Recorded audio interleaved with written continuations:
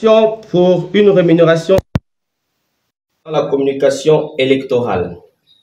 Excellence, Monsieur le Président de la République, Monsieur le Premier ministre, Monsieur le ministre de la Communication, Monsieur le Président de la Haute Autorité de la Communication, AC, Monsieur le Président du Centre gabonais des élections, Monsieur le Président d'honneur du RENAGI, Messieurs les conseillers spéciaux du Président du RENAGI, chers confrères, chers consoeurs, Mesdames, Messieurs, en vos rangs, grades et qualités.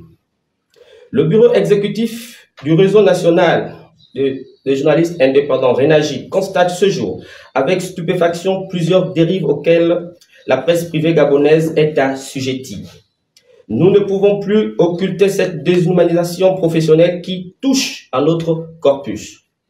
C'est pourquoi le RENAGI se lève aujourd'hui comme un seul homme pour dire non au traitement discriminatoire dont un grand nombre de nos membres sont victimes lors des différentes conférences et déclarations de presse organisées par les membres du gouvernement et les autres institutions de la République.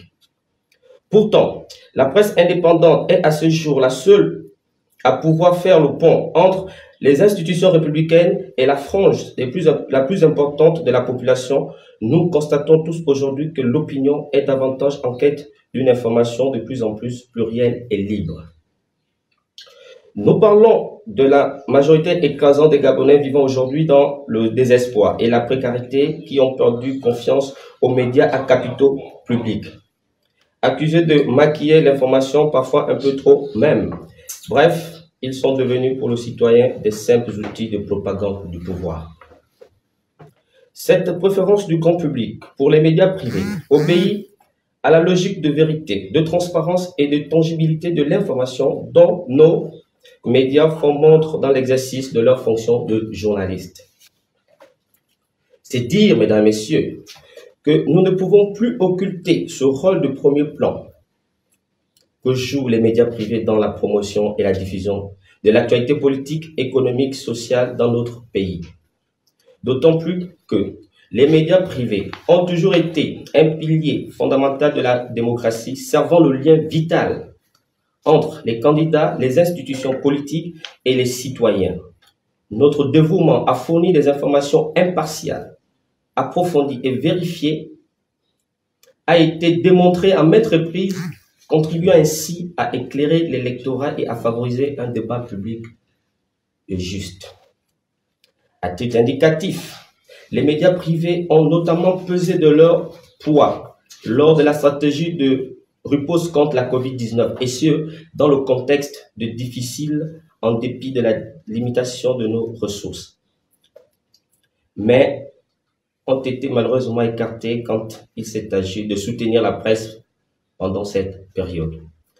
Mesdames, Messieurs, chers confrères, chers consoeurs, malgré notre engagement total et indéfectible aux côtés du gouvernement lors des grands événements de la République, nous demeurons toujours mal logés, voire sous-payés lorsqu'il faut passer à la caisse, contrairement à nos collègues d'en face, lesquels, bien que bénéficiant déjà au statut de fonctionnaire et disposant de moyens logistiques considérables, sont encore les plus privilégiés en termes de primes de couverture.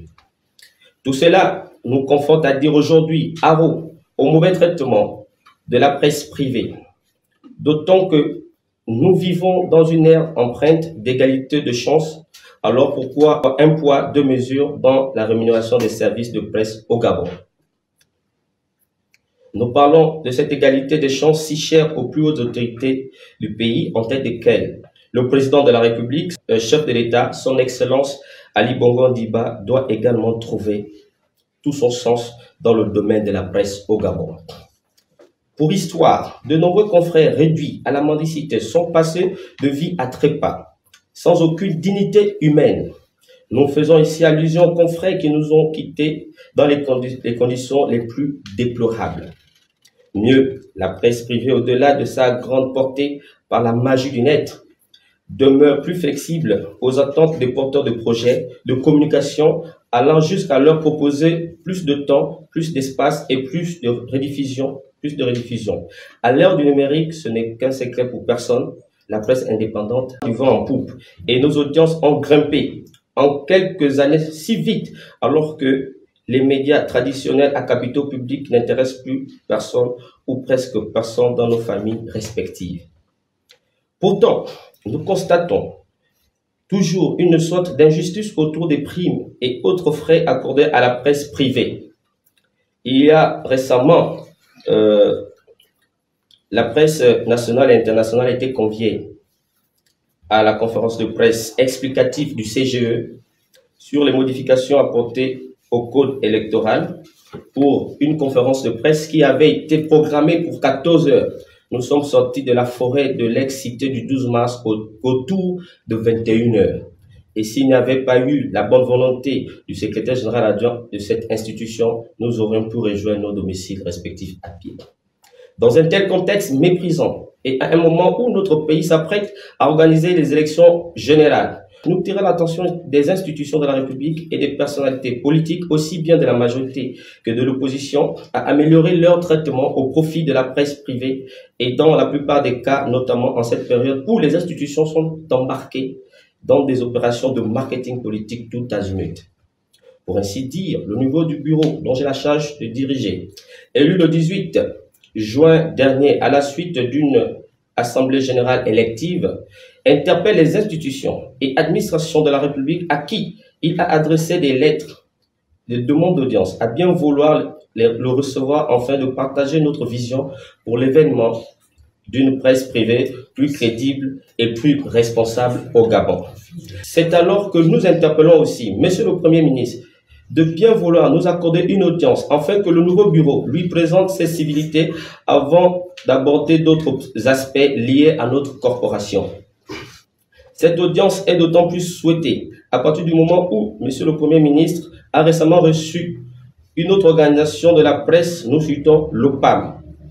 Mesdames, Messieurs, chers consoeurs, chers confrères, sur un tout autre plan, nous ne pouvons pas accepter que les élections générales puissent être couvertes seulement par les organisations professionnelles des médias étrangers, alors qu'il existe des organisations professionnelles des médias gabonais, dont l'ORENAGI qui est à considérer comme l'organisation la plus grande, avec un peu plus de 70 journalistes et patrons de presse.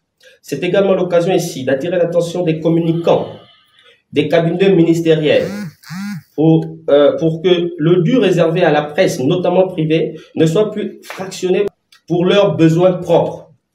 Abordons les projets de communication dans toute leur plénitude et considérons les médias privés comme des partenaires avec qui vous pouviez atteindre les objectifs escomptés.